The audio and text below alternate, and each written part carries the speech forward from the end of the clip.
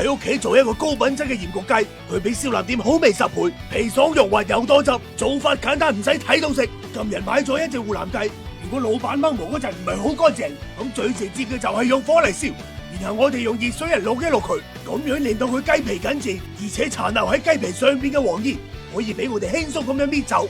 為咗令到佢更加入味，我哋要將佢嘅水分索乾，雞籠裏面都要索。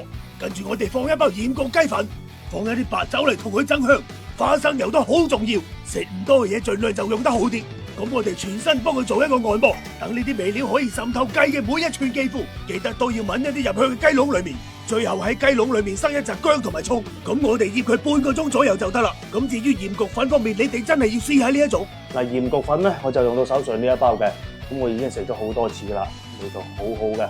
咁咧佢係用到竹鹽嘅，同埋有地道嘅沙薑，咁佢就比一般嘅鹽焗粉咧更加柔和，同埋咧佢會有一陣淡淡嘅竹香味嘅。湯好之後，2斤零嘅雞咧放一包落去就得啦。如果你隻雞係太大嘅話咧，咁你可以補一啲鹽落去。咁我已經將佢放咗喺視頻嘅左下方啦。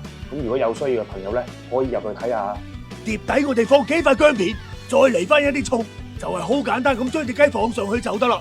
剩低嘅汁都要倒埋上去。我呢隻雞連埋啲毛就係3斤半，湯好之後2斤700，水滾之後大火蒸25分鐘就剛剛好。筷子一篤，全部都係清汁，稍為攤凍少少，再將佢斬件，一睇佢嘅狀態就非常之 OK。擺盤之後淋翻剩低嘅汁落去，咁就可以馬上上台。